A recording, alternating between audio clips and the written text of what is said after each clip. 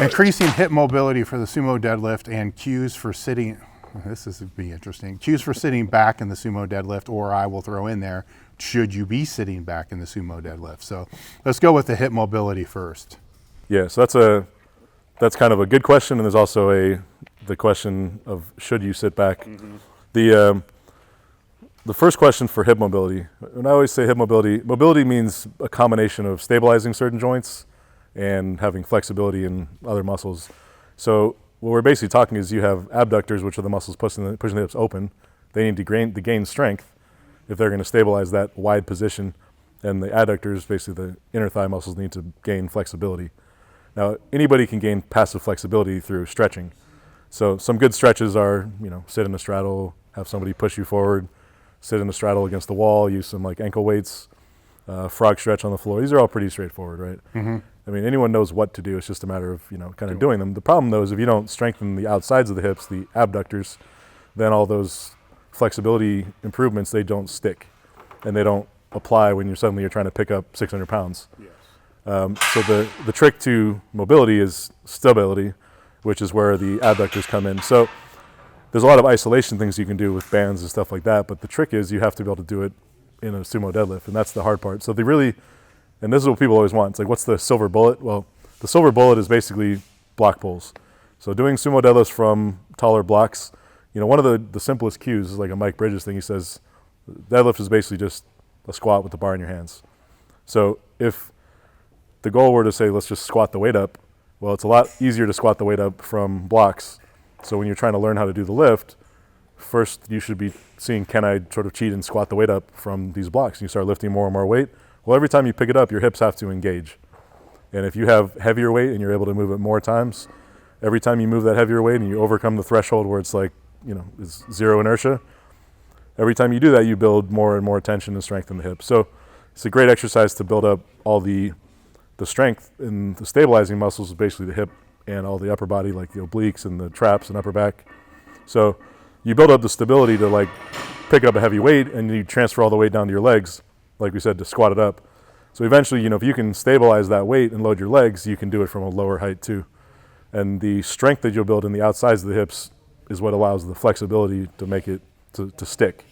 So. Now, for those listening, block pulls, are you standing on the blocks or are you putting the plates on the blocks? Yeah, okay. So for sumo deadlifts, we're basically talking about, putting 3 to 4 inch tall blocks under the weights.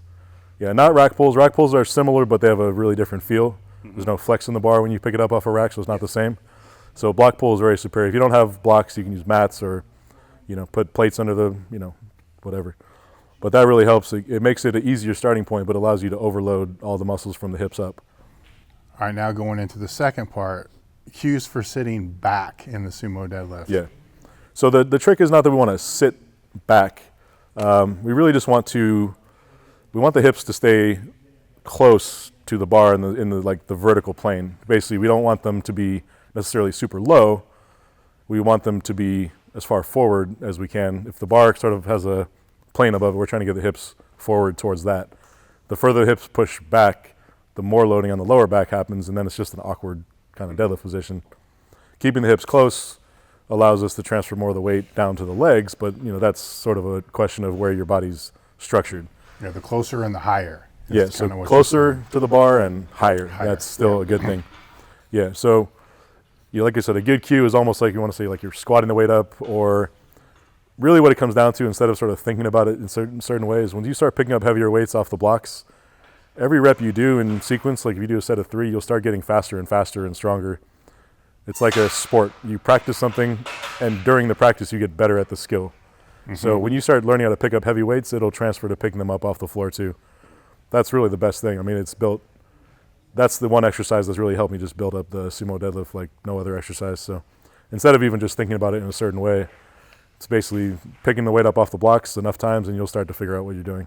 I think too with the pull, especially the sumo pull, when you're pulling off the blocks like that, you're also increasing the time under tension, but because it's pulling slower, but in your strength. I think I'm trying to figure out how to get this out.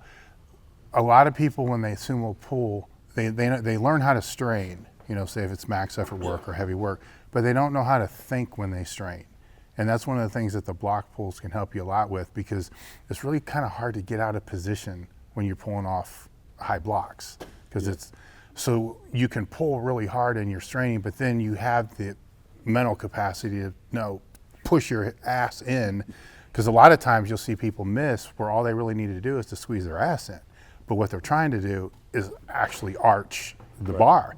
And to me, it's Volgapol explained it one time, is you're not being able to think when you strain, because inevitably you're going to get in a meet and you're going to pull something and something's going to be a little fucked up. It just you prepare for that not to happen, so you do everything you can do to not fuck up. But if you fuck up and you're halfway up, you don't want to arch. You need to think. And you've done it enough. I'm preaching to the choir. I'm trying to explain this to anybody that's listening that may not understand what the hell we're talking about. But you're not just in this huge fucking rage where the bar starts to slow down and all you're thinking is pull, pull, pull, pull, pull. You're actually processing, what the fuck do I need to do, to get this to work? Do I need to push my knees out? Do I need to push my hips forward? And I think that's where the blocks really, really come in, because it's high enough blocks. Like I said, it's really hard to fuck up.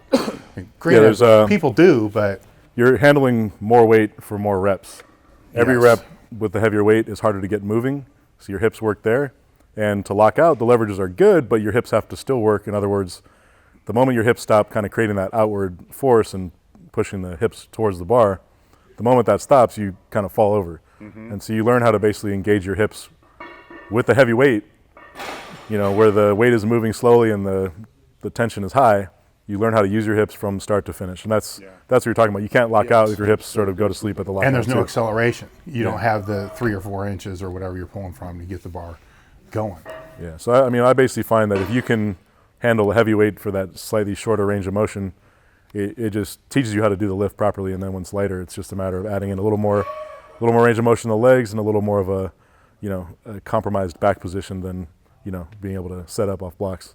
This question is about deloading, but it's kind of a funky question. Let's just talk about deloading, because what they're doing, what's going on here is they're not deloading effectively. Yeah. So let's talk about some different ways that you've implemented deloading in your training.